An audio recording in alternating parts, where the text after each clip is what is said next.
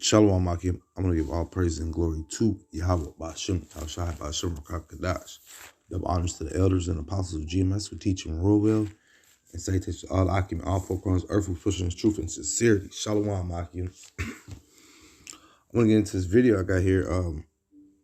We were on the line last week and just speaking about, the different wars that were going down in Central America and just the different corruption, the staged wars that America goes down there and sets. I could back it up even farther than that, man, because there's a saying, man. The devil has out. He said, man.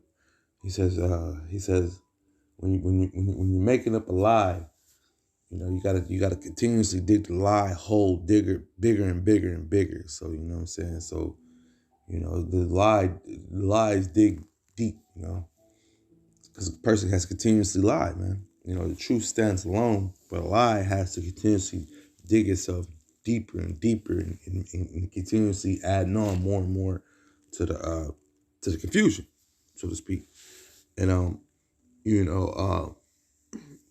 previous videos through the years about the colleges of Americas, they've changed their names and moved their location. If I'm not mistaken, they had a College of Americas through the 60s all the way up until sometime like in the 80s and 90s, and they changed their name.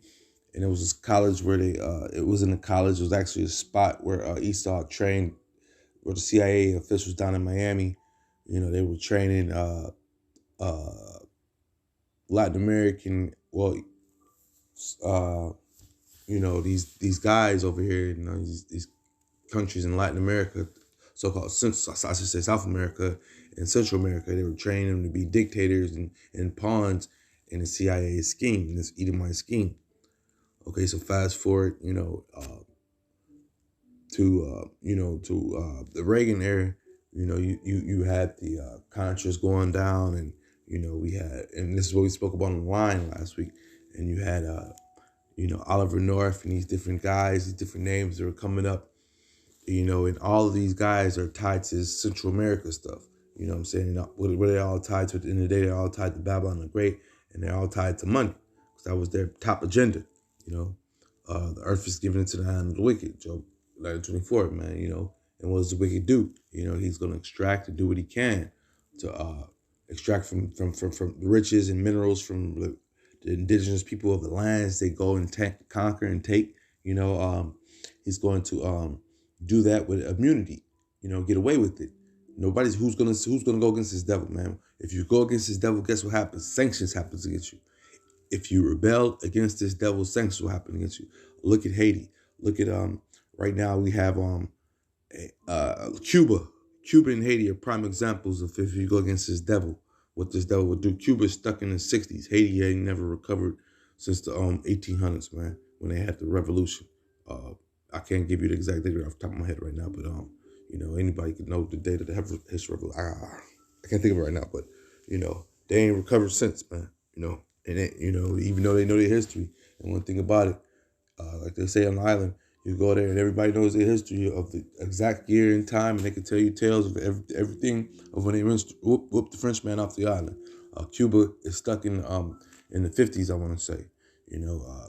America put a trade embargo on them once their so-called enemy, which we all know is nothing but a joke. Russia came through and put some a military. What did they do? They put a ship over there or something, a military base or something, if I'm not mistaken. The Bay of Pigs. You can look that up, man.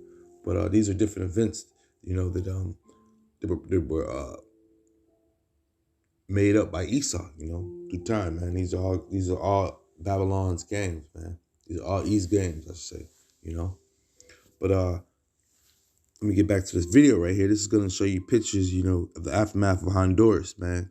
In Honduras, the people over there, they're the part of the tribes, man. And they're going to let you know,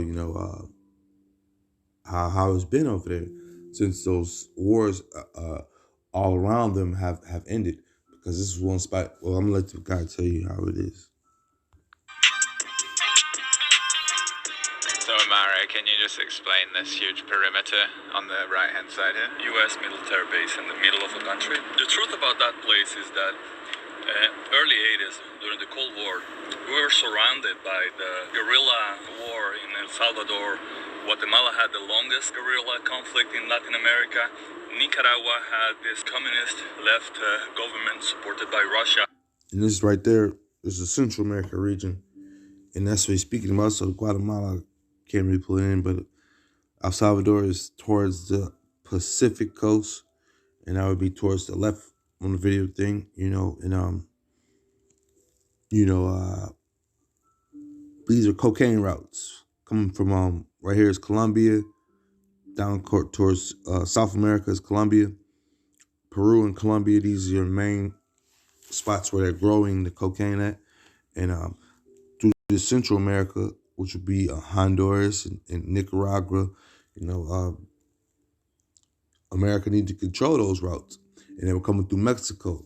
And they have this movie, this show called Narco. I'm just getting ready to show you how Iscar wanted to jump in the game. Well, it was he had to jump in the devil's pie anyway it goes, but it's gonna show you that movie. But anyway it goes that so they did just need this for money reasons and everything, man. Let me bring this out. This is John 10:10. The thief coming not but for to steal and to kill and to destroy, man. That's all Esau did, man. When he came to those areas, he set the different countries against each other. He set the different villages against each other. He did everything he could to move drugs, to steal and to kill, man. He was stealing minerals while he's coming through there and abstracting drugs from abstracting these different plants from the earth to make drugs, man. To steal and kill, man. So there was this conflict. So they used this military base to control, to patrol, to take action against these guerrillas in El Salvador, Guatemala, and Nicaragua. The CIA had presence here together with the Honduran authorities. They disappeared people involved with the left. They repressed. They completely took over. The Nicaraguan government was, as I said, was supported by Russia. Then there was this Contra-Revolucion, which was the fighting against the revolution, and they were supported by U.S. government and CIA, and they gave them arms, training, and all of that. So every Honduran will know that. That goes back to the schools of America that I was going back and speaking about. And here's a clear map showing you, where Honduras is. So like I said, it was on the Pacific side. It's actually on it looks like the other side of I can't what was that what is it? Golf, like the golf side. But you see the other spots, Nicaragua right there in El Salvador, those places in Guatemala, they had civil wars. And I think Costa Rica even had a civil war, but you see Honduras never had a civil war. But anyway it goes, they allowed American base in there, and you see the turmoil there, and dirt poor conditions, everything's jacked up. If you watch this video, he goes in to speak about how the school systems are 20 years behind all these other countries that had the civil wars. So they're trying to figure out how, it goes. But at the end of the day, Esau plays both sides, man. That's how the devil does it. He plays both sides.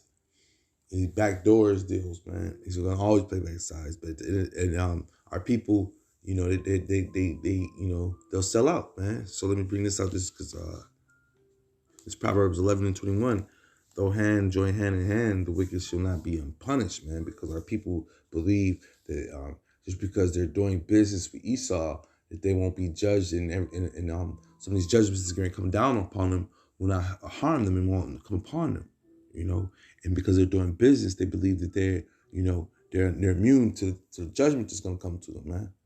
I had a guy who was working with me at the job, and he fessed up and said that he knows his dad is darker than me, but he's a Ephraimite. His mom's Ephraimite, and he has a color. He looks like an Edomite, and he plays the white boy role. And he said, I know things are going down. I know it's going to happen, man. But and I know the Lord is going to judge me because I gravitate more towards my Edomite side. I gravitate towards more of the Edomites than my dad, because of my skin complexion and everything. And I'm like, well, just so you know, man, he's this dude, you know, he gave into everything the system's giving him right now.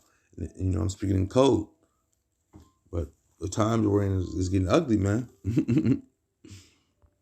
We sell our country somehow. We're used. They give us nothing. Then they kicked us out of the U.S. You know, we've been kind of allies in the past. They used our territory. Yeah, you're right to use your territory. And why is that, man? You know, because you were joined hand in hand with the enemy, man. And you also worship your idol worshipers, man. This Guadalupe stuff that's coming on the news recently for the last few days, man. Let me bring this out because the Lord doesn't deal with that idol worship, and that's what our people deal with, man. You know, you're heavy into that, man. It's Deuteronomy 31 and 27. For I know the rebellion and thy stiff neck.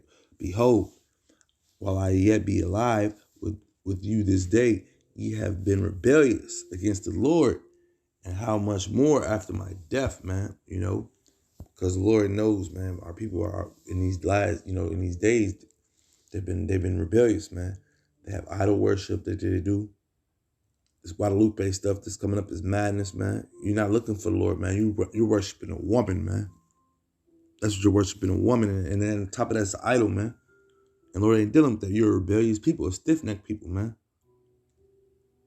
With that being said, I just want to bring this out real fast, a little video, man. Letting you know, man. We were speaking about this online. That's all. I just want to bring this out. Shalom, Maki.